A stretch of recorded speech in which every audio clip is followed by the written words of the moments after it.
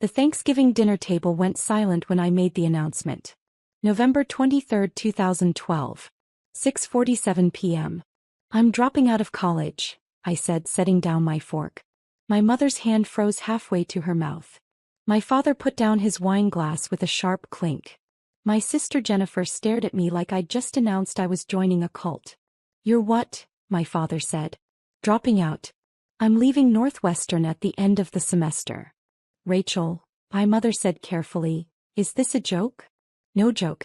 I've already submitted the paperwork. But you're a sophomore, Jennifer said. You're halfway through. Why would you? Because I hate it. The words came out more forcefully than I'd intended. I hate my major. I hate my classes. I'm miserable and I'm wasting your money. What you're wasting, my father said, his voice rising, is your future.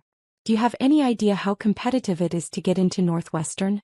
How many people would kill for your opportunity? Then they can have it. Rachel, be reasonable, my mother pleaded. Every college student feels overwhelmed sometimes. That doesn't mean you quit. I'm not quitting. I'm choosing a different path. What path? Jennifer demanded. Dropping out to do what? Work at Starbucks? Live in our basement. I'm moving to New York. I have a job lined up as an editorial assistant at a publishing house. An editorial assistant? My father laughed, but there was no humor in it. That's a glorified secretary position. Rachel, you're throwing away a Northwestern degree for an entry-level job that pays maybe $30,000 a year. It's a start. It's a disaster, he interrupted. Your sister graduated from Yale, went to law school, is now working at a top firm in Chicago. That's what success looks like. Not this. Jennifer leaned back in her chair, arms crossed. I worked my ass off to build a career. I did everything right. And you're just going to throw away your education because you're miserable? That's pathetic. Jennifer, my mother said weakly. No, Mom. Someone needs to say it. Rachel has always taken the easy way out. High school was too hard, so she went to community college first. Now university is too hard, so she's dropping out. When are you going to grow up and finish something? I did finish community college. With a 3.2 GPA, she said. Barely. And you only got into Northwestern because you wrote some sob story essay about being a late bloomer. That stung because it was partially true. My path hadn't been traditional. I'd struggled in high school, gone to community college, then transferred to Northwestern. I'd been proud of that journey. My family had been tolerant of it. This is a mistake, my father said firmly.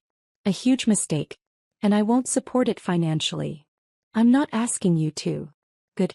Because you'll get nothing from us. No money for rent, no money for food, nothing. You want to make adult decisions? Fine. Face adult consequences. Harold, my mother said, that seems harsh. She needs to learn, Patricia. She can't just drift through life expecting us to catch her every time she fails. I'm not failing, I said, my voice shaking. I'm making a choice. A bad choice, Jennifer said. You're 20 years old with no degree, no real skills, moving to one of the most expensive cities in the world for a job that probably pays minimum wage. You know what we call that? Failure. I stood up from the table. I should go. Rachel, wait, my mother started. I didn't wait. I grabbed my coat and walked out into the cold Chicago night. I moved to New York 3 weeks later with $1,800 in savings and a suitcase full of clothes. The publishing job was exactly as bad as my father had predicted. Editorial assistant at Hartley & Sons Publishing, a small, prestigious house specializing in literary fiction. I made $28,000 a year, worked 60-hour weeks, and my primary responsibilities were filing coffee runs and reading slush pile manuscripts that would never get published. My apartment in Brooklyn was 280 square feet. The shower was in the kitchen.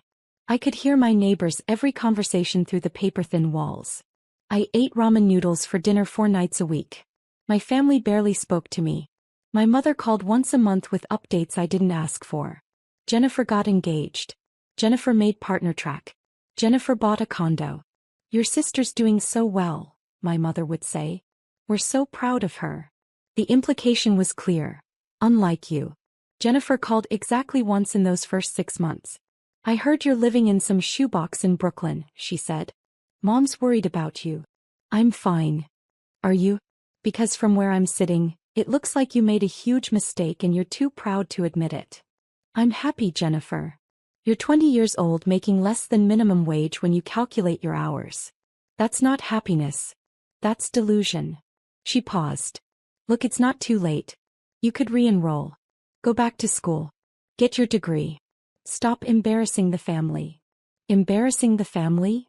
Yes, Rachel. Embarrassing us. Do you know what I tell people when they ask about you? I have to say my sister dropped out of college to work in publishing. Do you know how that sounds? Like I'm following my passion? Like you're a failure. Like our family couldn't produce two successful children. She hung up before I could respond. That was the last real conversation we had for 12 years. But I wasn't failing. Not really. The publishing job was brutal, but I was learning. How books were acquired, edited, marketed. How the industry worked. I read manuscripts until my eyes hurt, learning what made good writing, what made compelling stories. After 2 years, I was promoted to assistant editor. After 4 years, associate editor. After 6 years, senior editor. I developed a reputation for discovering new talent. 3 of my authors won major literary awards. 2 hit the New York Times bestseller list. But more importantly, I'd found my real passion, helping young writers develop their craft. I started teaching a writing workshop at NYU. Just one class, adjunct for extra money. But I loved it. Loved working with students, helping them find their voices, watching them improve. One of my students, a professor in the English department, noticed. You're a natural teacher, she said. Have you ever thought about higher education as a career? I don't have a degree. You should get one. Not for the paper but for the opportunities. With your experience and your talent, you could do real things in academia. That conversation planted a seed. At 26, I enrolled in Columbia's MFA program in creative writing. I worked full-time, attended classes at night, wrote my thesis in stolen hours on the subway.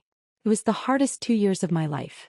I graduated at 28 with my MFA and a job offer from Columbia to teach undergraduate creative writing courses. At 30, I was promoted to assistant professor. At 31, I published my first book, a collection of essays about the publishing industry that became a surprise bestseller in academic circles.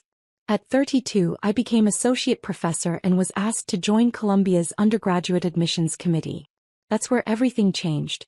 Reading college applications, I realized I had a gift for seeing potential. Not just in grades and test scores, but in the stories students told. In the struggles they'd overcome. In the unique perspectives they brought. I could see the students who would thrive at Columbia. The ones who'd contribute something meaningful.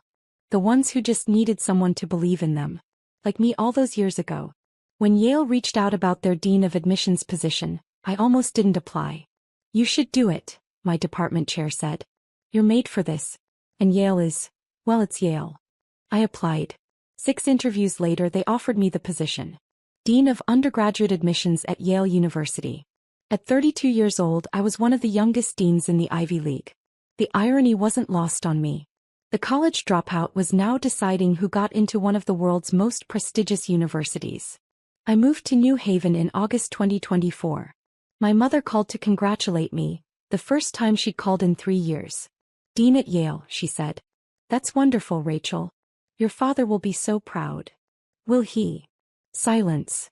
He's trying. He asks about you. Does Jennifer? More silence. Your sister's very busy. She has Amanda now, you know. She's 16. Such a bright girl. My niece. I'd seen her exactly 3 times. Once as a baby, once at age 5, once at age 10. Jennifer had made it clear I wasn't welcome in her daughter's life. I'm sure she is, I said. Maybe now that you're doing well you could reconnect? With Jennifer? With all of us? Maybe, I said, knowing I wouldn't. The application reading season started in November. We received 52,000 applications for 1,550 spots. Every application got read by at least 2 admissions officers. As dean, I personally reviewed thousands of them, including all the borderline cases and special circumstances. It was grueling work. Reading applications from brilliant students who'd overcome incredible odds. Students who'd started nonprofits, conducted research, won international competitions. Students who'd survived poverty, violence, loss. Most of them we'd have to reject. That was the hardest part. I was in my office on a Friday evening in January 2025, reviewing a stack of applications from the Chicago area. My eyes were tired. I was on my fourth coffee of the day. Then I saw the name. Amanda Chin. My sister's married name was Chin. Her husband David Chin, the corporate lawyer she'd married 11 years ago. My hands started shaking. I opened the application. Amanda Chin. Age 17. Northbrook High School, Northbrook, Illinois. GPA, 4.0 unweighted. SAT 1570. Valedictorian. National Merit Finalist. Captain of debate team. Volunteer at local literacy nonprofit. Impressive. Very impressive. She'd applied as a prospective English major. Wanted to be a writer. I scrolled to her personal essay. The prompt. Reflect on a time when you faced a challenge or obstacle. What did you learn from the experience? I started reading. My family doesn't talk about my Aunt Rachel. I grew up hearing whispers. How she dropped out of college, how she threw away her opportunities, how she became the family embarrassment. My mother would shake her head whenever someone asked about her sister. Rachel made her choices, she'd say. Bad choices. For years I thought my aunt was a cautionary tale. A warning about what happens when you quit, when you don't follow through, when you disappoint your family. My mother used her as an example whenever I complained about school. Do you want to end up like Rachel? She'd ask. Working some dead-end job because you couldn't finish what you started? The lesson was clear. Rachel was a failure. Our family's black sheep. The one we'd overcome. Then when I was 16 I Googled her. I stopped reading. Closed my eyes. This was my niece's college essay. About me. About how I was the family failure. I should recuse myself. Pass this application to another admissions officer. That would be the ethical thing to do. That I kept reading. I expected to find nothing, or worse, confirmation of the family narrative. Some sad Facebook profile, maybe a LinkedIn showing a series of unremarkable jobs. What I found instead shocked me. Dr. Rachel Chin. MFA from Columbia. Published author. Professor. And now, Dean of Undergraduate Admissions at Yale University. My failure. Aunt was the Dean of Admissions at Yale. I sat in my bedroom staring at her faculty photo, my entire worldview cracking. Everything my mother had told me was wrong. Rachel hadn't failed. She'd succeeded spectacularly. I started researching further. I found her book, Against the Grain: Alternative Paths in Publishing and Academia. I read every interview she'd given. I learned about her path: community college, Northwestern dropout, publishing industry, MFA professorship, Yale. It wasn't a traditional path, but it was a successful one. That discovery changed everything for me. I'd spent my whole life following the right path. Perfect grades, perfect test scores, perfect extracurriculars. I'd done everything exactly as expected because I was terrified of becoming like Rachel. But Rachel wasn't a failure. She was someone who'd had the courage to choose her own path despite everyone telling her she was wrong. Someone who'd built success on her own terms. I was crying now. Tears running down my face, dripping onto the application pages. This essay isn't about overcoming an obstacle. It's about discovering that what I thought was an obstacle, my family's shame, our black sheep, was actually an inspiration. My Aunt Rachel taught me that success isn't about following someone else's blueprint. It's about having the courage to write your own story, even when the people who are supposed to support you tell you you're making a mistake. I want to study creative writing at Yale. I want to learn from professors who think differently, who value unconventional paths, who understand that sometimes the most important thing you can do is refuse to quit being yourself. My family overcame nothing. They simply failed to see that Rachel was succeeding in ways they couldn't understand. I don't want to make that same mistake. I want to have the courage to pursue my passions, even if they don't fit someone else's definition of success. I want to be like my Aunt Rachel, the failure who became a dean. I set down the application and put my head in my hands. For 12 years I'd built a life without my family. I'd convinced myself I didn't need their approval, their recognition, their love. And here was my niece who I barely knew writing about me like I was her hero, calling me an inspiration, defending me to an admissions committee that I was on. The irony was almost too much. I picked up my red pen, the one I used for notes and comments on applications. Then I set it back down. I couldn't be objective about this. Not even close. I called my assistant dean Marcus Washington. I need you to read an application. Family conflict of interest. He came to my office. I handed him Amanda's file. Don't look at my notes, I said. Give me your honest assessment. He read through everything. The transcripts, the test scores, the recommendations, the essay. Strong applicant, he said. Really strong. The essay is exceptional. Personal, insightful, shows real growth and self-awareness. He paused. The family conflict. Is this about you? Yes. The aunt who's now the dean? That's me. He whistled low. That's heavy. What would you decide? If this was your call? I'd admit her, he said without hesitation. She's qualified on paper. But more than that, this essay shows exactly the kind of student we want. Someone who questions assumptions, who values different paths to success, who can articulate complex family dynamics with empathy. He handed the file back to me. But you can't be the one to decide. You know that. I know. Do you want me to take it to committee? I thought about that. Thought about Amanda sitting in a classroom waiting to hear from Yale. Thought about Jennifer, probably bragging to everyone that her daughter applied to Yale, never mentioning that the dean of admissions was her estranged sister. Thought about my father who told me I was throwing my life away. Thought about myself at 20, crying in that tiny Brooklyn apartment, wondering if I'd made a terrible mistake. Yes, I said. Take it to committee. But Marcus. Yeah. Don't tell them about the family connection. Let them evaluate her on merit. Then we'll deal with the conflict afterward. 2 weeks later, the admissions committee met to discuss borderline cases.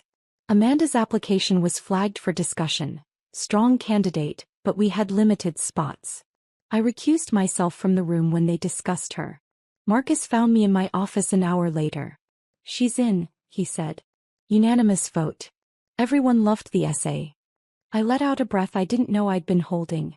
Good. What do you want to do about the family situation? That was the question. Yale sent acceptance letters on March 28th.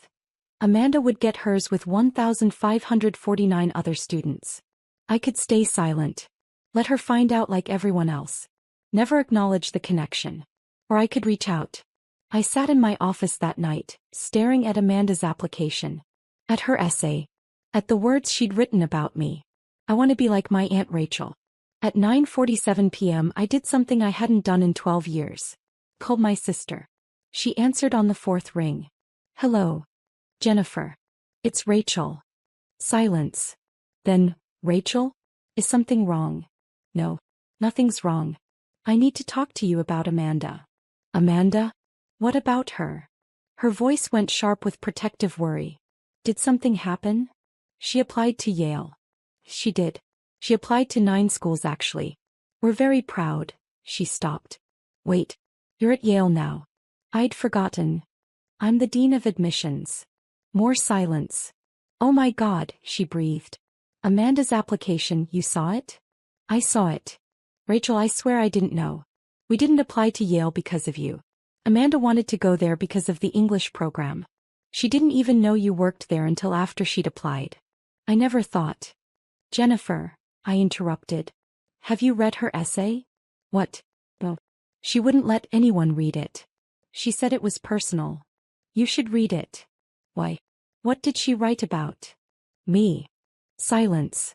She wrote about me being the family failure, I continued. About how you used me as a cautionary tale. About how she Googled me and discovered I wasn't actually a failure. Rachel, I'm not calling to fight. I'm calling because Amanda got in. What? She was accepted to Yale. Unanimous vote from the admissions committee. She's an exceptional candidate. I could hear Jennifer crying on the other end of the line. She got into Yale, she whispered. Oh my God. Rachel, thank you. Don't thank me. I recused myself from the decision. She got in on merit. But there's something you need to know. What? Your daughter thinks I'm an inspiration. She wrote a beautiful essay about having the courage to follow her own path. About not being afraid to be different. I paused. Jennifer, for 12 years you've told her I was a failure. And despite that, or maybe because of it, she's learned one of the most important lessons anyone can learn. That success looks different for everyone. I was wrong, Jennifer said, her voice breaking. Rachel, I was so wrong. About everything.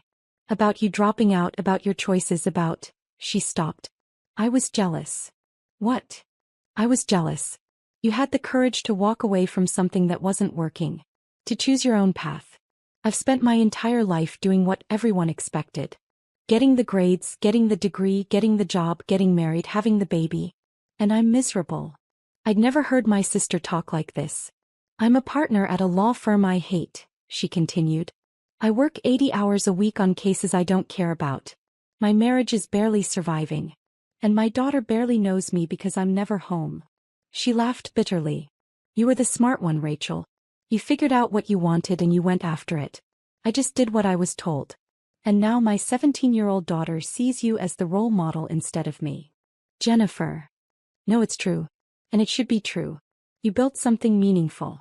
You helped students find their paths. You changed your niece's life without even knowing her. Her voice dropped to a whisper. I'm sorry. For everything I said. For calling you a failure. For cutting you out of Amanda's life. You were never the family embarrassment. I was just too blind to see it. I was crying again. Do you think, Jennifer asked hesitantly, do you think maybe Amanda could meet you? Before she makes her college decision? I think it would mean a lot to her. I'd like that. And maybe we could talk? More than this call? Try to rebuild something. Maybe, I said. It'll take time. I know. But Rachel, I'm proud of you. I should have said that 12 years ago. I'm saying it now. I'm proud of you. We talked for another hour. About her marriage, her job, her life. About my work, my path, the choices I'd made. It wasn't forgiveness. Not yet. But it was a start. 3 weeks later, Amanda visited Yale on an admitted student's day. I'd arranged to meet her for coffee at a cafe near campus. I got there early, nervous in a way I hadn't been since my own college admissions interviews. She walked in at 2 p.m. exactly. Tall, with Jennifer's features but something else in her expression. Something thoughtful. Curious. She saw me and stopped. Aunt Rachel. Amanda. Hi. We sat down with our coffees, the initial awkwardness thick between us. So, she finally said. You read my essay. I did. I'm sorry if it was awkward. I didn't know you were the dean when I wrote it. I needed to write about something that mattered. Don't apologize. It was a beautiful essay. Honest and insightful. She looked down at her coffee. My mom told me what she used to say about you. About you being a failure. She did. Yeah. She cried while she told me. That she was wrong. That she'd been jealous. Amanda looked up at me. Is it true? That you dropped out of Northwestern? It's true. And worked in publishing for almost no money? Also true. And got your MFA while working full-time? True. And now you're a dean at Yale. I smiled. Unfortunately true. She laughed. That's the coolest story I've ever heard. It's not that cool. It was mostly just hard work and stubbornness. No, she said seriously. It's cool because you chose it. You didn't let anyone tell you what success should look like. You figured it out yourself. We talked for 2 hours. About writing, about college, about her fears and ambitions. She wanted to be a writer but was terrified of not being practical. My mom wants me to major in economics, she said. Have a backup plan. What do you want to major in? English. Creative writing. But everyone says that's impractical. I leaned forward. Amanda, do you know why I became dean of admissions? Why? Because I spent my whole life being told I was doing things the wrong way. Dropping out was wrong. Publishing was wrong. Getting my MFA was wrong. And every time someone told me I was wrong, I proved them wrong. I paused. Now I get to help students who might not fit the traditional mold. Students who need someone to see their potential, not just their credentials. Students like you. Students like you, she corrected softly. I smiled. Yeah. Students like me. She chose Yale. Enrolled as an English major with a concentration in creative writing. I didn't teach undergraduates anymore, but I made arrangements to meet with her once a month. Mentorship sessions officially. But really we were getting to know each other. My relationship with Jennifer improved slowly. Phone calls every few weeks. Then every week. She started divorce proceedings that summer. I'd rather be a single mom than stay in a loveless marriage, she told me. She cut back her hours at the firm. Started actually parenting Amanda instead of just providing for her. I'm trying to be better, she said during one call. For Amanda. For me. My parents reached out too. Awkward emails at first, then phone calls. We were wrong, my father said stiffly during our first real conversation in 12 years. About dropping out. About your choices. We should have supported you. Thank you, I said, because what else could I say? Your mother and I would like to visit. See Yale. See what you've built. They came in October. I gave them a tour of campus, showed them my office, introduced them to my colleagues. My father stood in my office looking at my diplomas on the wall. Columbia M. My published book on the shelf. Photos from conferences, from speaking engagements. I'm sorry, he said quietly. I called you a failure. I said you'd amount to nothing. I was wrong. You were scared, I said. You wanted me to have security. I understand that now. But you found security anyway.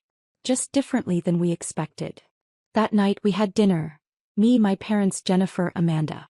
The first time we'd all been together in 12 years. It was awkward. There were silences, moments of tension. But there was also laughter. Stories. Amanda telling embarrassing college freshman stories that made everyone smile. At one point Amanda leaned over to me. Thank you, she whispered. For what? For being you. For showing me it's okay to be different. I squeezed her hand. Later, walking back to my apartment, my phone rang. Unknown number. Dr. Chin? This is Sarah Martinez. I'm a high school senior in Arizona. My counselor gave me your email, but I wanted to call. Hey, what can I help you with? I read your book. Against the Grain. My counselor gave it to me because I'm thinking about dropping out of my dual enrollment program. Everyone says I'm making a mistake. I smiled, remembering another phone call, another student 12 years ago. Tell me about it, I said. We talked for 45 minutes. About her situation, her goals, her fears. So what do I do? She finally asked. I can't tell you what to do, I said. But I can tell you this. The traditional path works for a lot of people. But it's not the only path. If you have a clear vision and you're willing to work hard, there are other ways to succeed. Did you regret it? Dropping out? I thought about that. About the tiny Brooklyn apartment. The ramen noodles. The family rejection. The years of struggle. Not for a second, I said. After we hung up, I sat on my couch thinking about that Thanksgiving dinner 12 years ago. About walking out into the cold Chicago night, terrified and alone. About being called a failure by the people who were supposed to love me. About building a life anyway. My phone buzzed. A text from Amanda. Thanks for dinner. Love you, Aunt Rachel, red heart. I stared at those words. Love you. When was the last time a family member had said that to me? I typed back. Love you too, kiddo. The next morning I was back in my office reading applications. Another year, another 50,000 plus students hoping for one of our 1,550 spots. I read each application carefully. Looking for the straight A students, yes. But also looking for the unconventional ones. The ones who'd struggled. The ones who'd taken different paths. The ones who reminded me of myself. Because the truth was, I understood them in a way most admissions officers couldn't. I knew what it felt like to be told you were doing everything wrong. I knew what it took to prove everyone wrong. And I knew that sometimes the students who looked like failures on paper were actually the ones who'd changed the world. I picked up one application. A student who'd started at community college, transferred twice, had a 3.4 GPA but exceptional letters of recommendation and a powerful essay about overcoming homelessness. Most admissions committees would reject this student immediately. The GPA was too low. The path was too unconventional. But I saw something else. I saw resilience. Determination. Someone who'd succeeded despite impossible odds. I picked up my red pen and wrote at the top of the application, strong admit. Committee review recommended. That student would probably get in. Not because of their grades, but because I knew something most people didn't. Success isn't about following the right path. It's about having the courage to walk your own path, even when everyone tells you you're wrong. Even when your own family calls you a failure. Especially then. I thought about Amanda's essay. About the line that had made me cry. My family overcame nothing. They simply failed to see that Rachel was succeeding in ways they couldn't understand. For 12 years I'd thought my family's rejection had broken something in me. But maybe it had actually freed me. Freed me to build the life I wanted, not the life they expected. Freed me to define success on my own terms. Freed me to become the person who could help other students do the same. The college dropout who became a dean. The family failure who changed lives. I smiled and reached for the next application.